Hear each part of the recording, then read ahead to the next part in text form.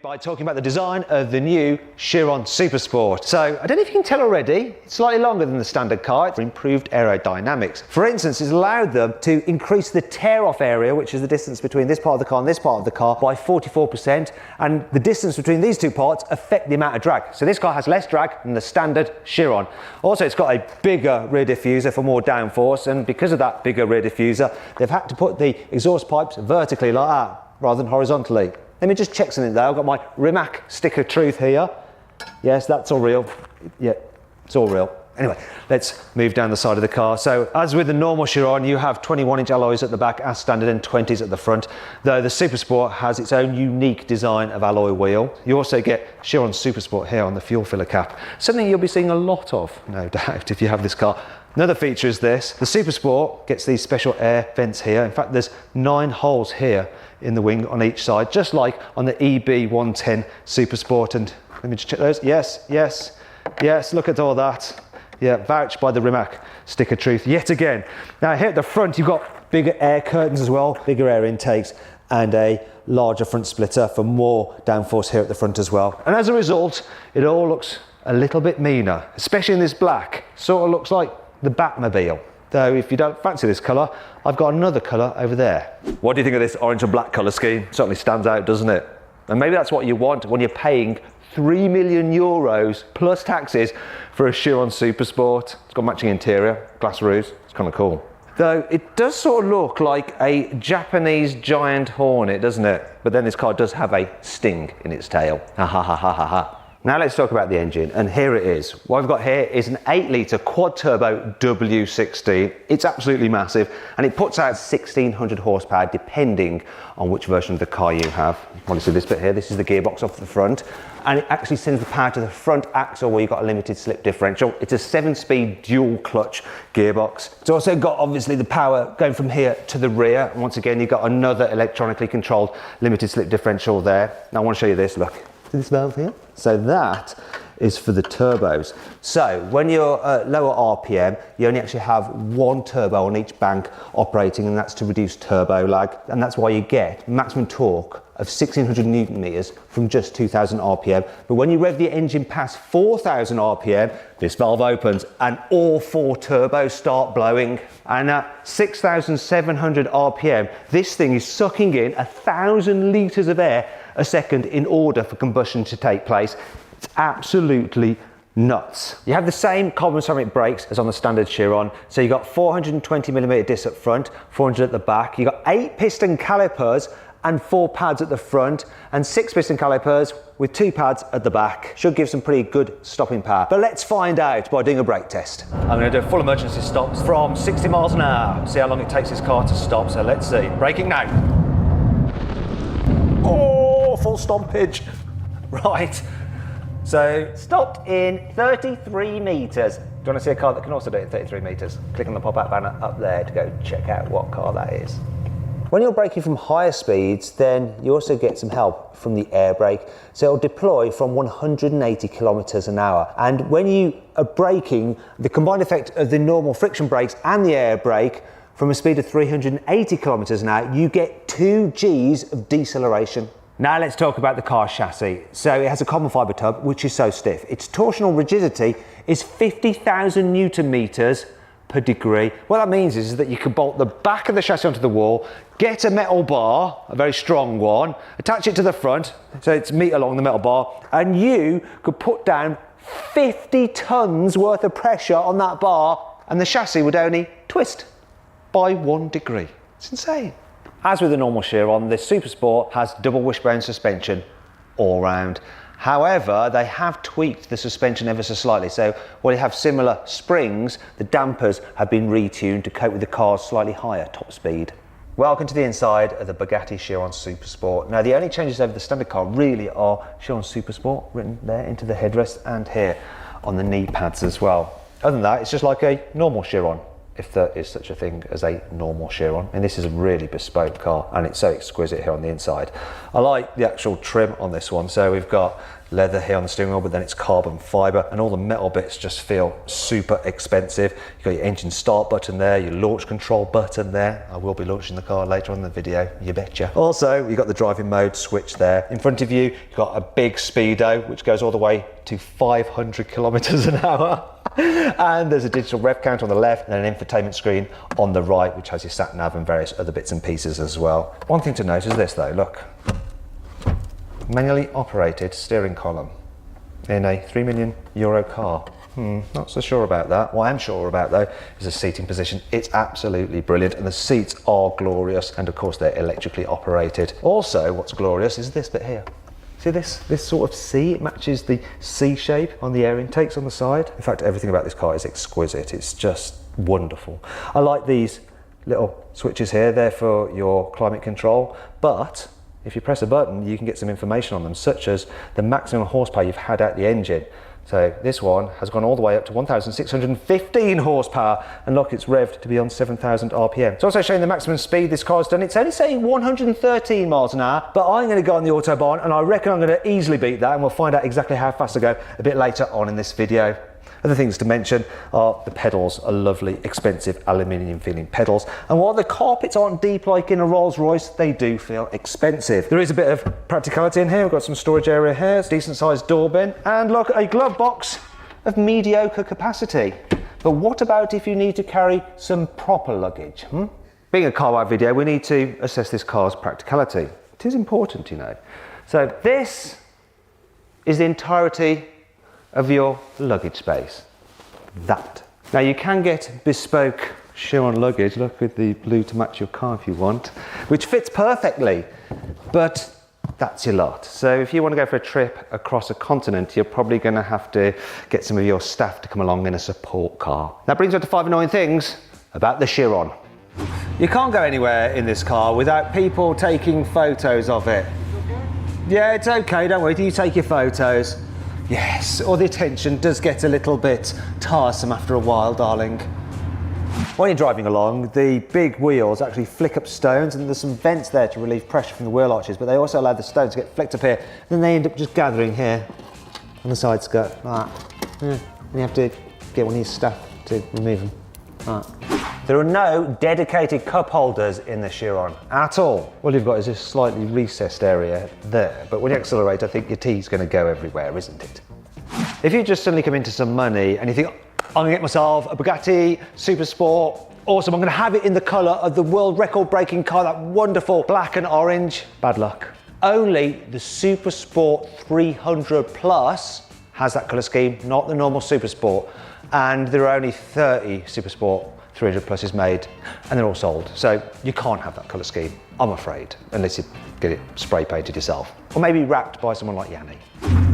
The Chiron doesn't have surround view cameras as standard. Instead, you just get this single reversing camera. And the screen is actually quite small, so you can't see very clearly where you're reversing exactly. That's a real pain on something as wide as this. Thankfully, this car has plenty of cool features to help make up for all this. Here's 5. If you're buying a Bugatti, you can come here to the factory in Molsheim and spec your car in the design centre. So customers will come through this door. They won't shut it, they'll have staff to shut it after them. And to make sure that they don't spec their car in a way that it looks a little bit, you actually have one of the guys who works for Bugatti as a designer, designing the cars. Yasha, he sits behind there and he'll help you configure your car so it looks good, okay? Then you can come through here and look at all the different elements to do with the car. You can have a look at the different paint options. Look, we've got the swatches just over here, so you can choose your ideal exterior paint. Do you want exposed carbon, or do you like a nice flat blue? It's up to you. And then while you're here, you may as well get yourself some extra Bugatti bits and pieces, such as these speakers for your house. These are £300,000. Yes, that's quite a lot. The Super Sport gets an upgraded exhaust over the standard Chiron, which apparently sounds fruitier, so shall we find out for ourselves? Go on, start it up. Oh, go on, rev it. Oh. Oh. There's a lot of heat coming out of there. Rev it some more. I'm getting high. Ooh. Oh, it's actually quite nice, that is. It sounds pretty fruity. Shane, there's a bit of a soft limiter on it, but still, it sounds better than a Rimac Navara, even though the Navara might be a bit quicker. So yeah, Matty Rimac, your car doesn't sound as good as the Bugatti. Oh, wait a minute, the Bugatti is now also your car, isn't it? Oh well. The car will alter its ride height and angle of attack depending on what mode you've got in. So if you put it into auto bar mode, it sort of goes a bit lower and more steeply rate for improved high speed stability. And then if you're driving around town or worried about speed humps, you can actually lift it so that you can make it over them without grounding out and damaging your carbon fibre front splitter. The Super Sport has some special Michelin Pilot Sport Cup 2 tyres specifically designed for the car, and you can tell they're the official tyres because they have BG written on them. Personally, I prefer a BJ, but there we go. Now these tyres are capable of sustained 500 kilometres an hour, which is 313 miles an hour, and they're not cheap. For a set of these, £10,000. With the Chiron, you get two keys. There's the normal ignition key to start the car, and then there's the special speed key. Now, if you come to a standstill and you turn this, it unleashes the full potential of the car. So just on the normal key, it will do 236 miles an hour. With the speed key, you can go all the way up to 273 miles an hour. Now you might be thinking, wait a minute, Matt, the Super Sport 300, you know, it's called that because it can do over 300 miles an hour. And it did, it was clocked at 304 miles an hour. And this car is capable of 304 miles an hour. However, in order to do that, you need everything to be perfect. Conditions totally perfect. And so Bugatti actually limit the speed of all the cars that they sell to customers just for a margin of safety, because if conditions aren't entirely perfect, things could go wrong. You don't want that, not at 304 miles an hour. It's finally time to see what this Chiron is like to drive. It's actually really, really easy to live with as a daily. So I'm just going to go into normal drive mode and let the gearbox do its thing, and I'm just going to poodle about, and I could just be in a normal car. My mum could drive this, no problem at all. It's just so easy to drive, especially for a car that is capable of such insane speed. Yet the way it goes over bumps is just pretty much like a hatchback. That's not true, actually. It feels more sophisticated the way it deals with bumps than a hatchback because its suspension is more sophisticated. Visibility forward is extremely good because you've got a relatively low dash. It's all right at the side, and there's view out the back, although it is obscured slightly by what looks like a sperm whale's tail. Huge, huge wing. It's so easy to drive, I can't get my head around it. But then if you want it, you can just take control of things and yeah, put your foot down, and did you hear that? Wait for a second for the boost to build, but then it comes on, and it comes on strong. And then this car just takes off, and then when you lift off for a corner, you just hear the gases go so good. And in a corner, considering it's a relatively heavy car, it's so planted, it's incredible. And of course you've got four-wheel drive traction to just, whoa, just haul you out the bends. It's nuts. And that is so addictive, getting this thing on boost and flooring it. And then you look down at what gear you're in, and it pulls as though you're in a much low gear than you actually are. The torque from this engine is nuts. So good. Oh, and yeah, if you want to overtake people, it's just like... I'm going to put it into auto mode again, see what it's just like when you want to calm down again, chill. Obviously being a dual clutch, it's not quite as silky smooth at changing gears as one with a torque converter, but then when you're on it and you want to change gears yourself, it's like smack, smack, smack through the gearbox. Right, I think I'm going to turn around. I'm going to be careful, because it's a very expensive car. So I think I might turn around here. Reverse is down there, get it right. Oh, got a little camera there, it's showing me what's behind me, sort of. Oh. Up, up. It's not as difficult as you might imagine in something so powerful. Do you know what? Every time I drive this car, I keep forgetting that you have to knock it twice to get into drive. Otherwise, you just sit there in neutral looking like a complete and utter idiot, just revving away. Do you know what they've done in this car? It's very, very important, this, especially for a hypercar. The position of the central tunnel, the height of it, and the armrest hit, it's perfect for just driving along like this. Maybe you shouldn't drive a car this powerful, just like that. But you can do, or grip it properly, take control, Do you know what's super impressive? It's the actual feel you get through the controls. It really is just so well set up. It's totally like tuned into your brain. Like the amount of steering input is the amount of response you get from the car, what you expect to get. The brake pedal feel is so good, you can just judge the braking, so it's not at all jerky. You can make it really smooth, and then if you want to really stop hard, it will do. It's nicely set up. It makes the car actually feel a lot lighter than it really is. And you might not think that from something that's capable of these kind of speeds. You think it'd just be a one-trick pony, but it's not. It's more of a multifaceted horse. That's a weird analogy that no one's ever used before and will probably never be used again. It makes a noise like a horse, isn't it? Sorry about that. Do you know what, though?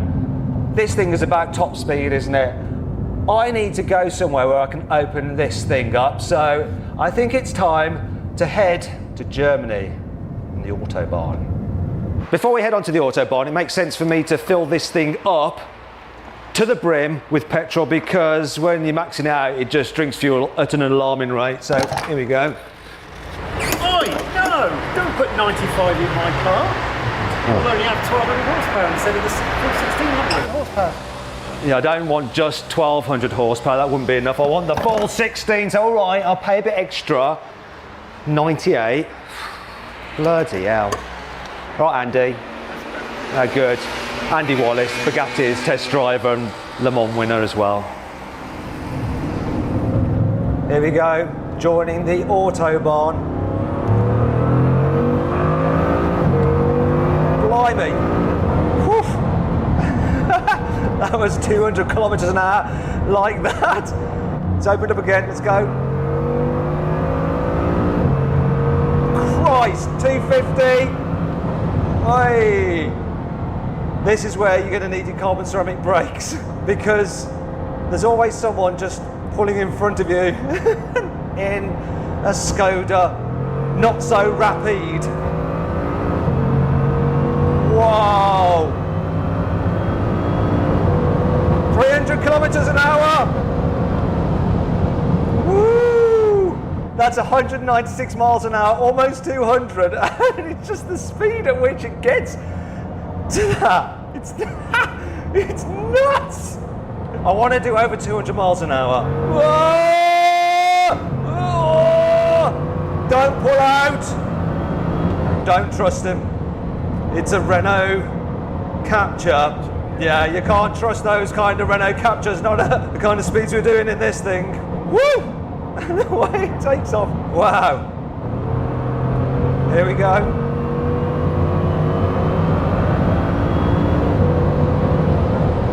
Oh. It just gets to 300 kilometers an hour so effortlessly. It's nuts.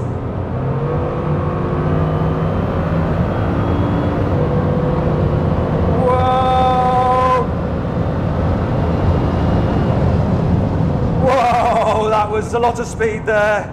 208 miles an hour. And he's just pulling.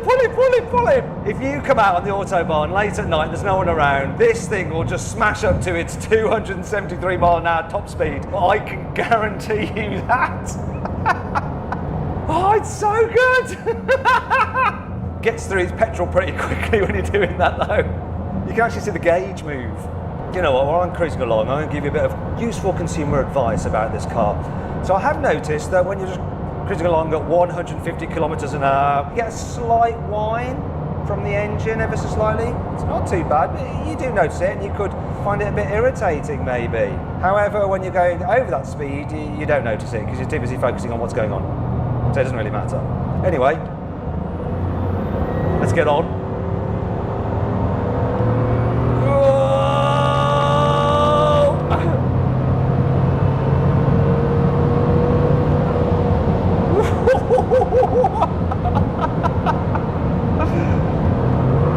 Here we go! Come on! Wow, this thing just hauls ass! And it brakes so well!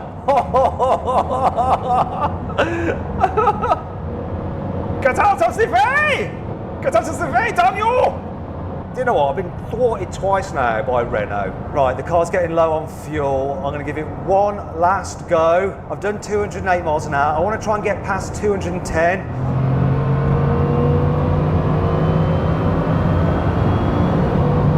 There's another opportunity.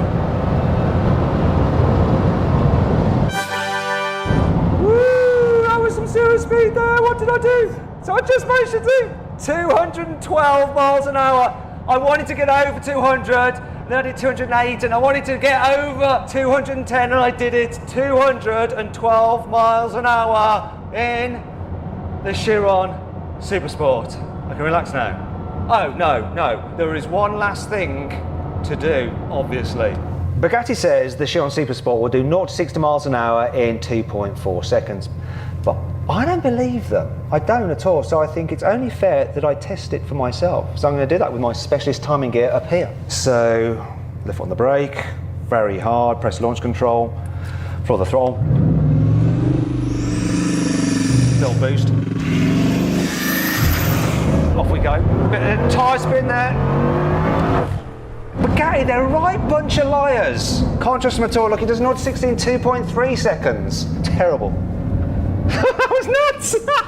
That was utterly nuts! I can't believe it does it, how it all just works together, the gearbox, the engine, everything, and then it goes and does that. The poor tyres, though, I do feel sorry for the tyres, but they did their job.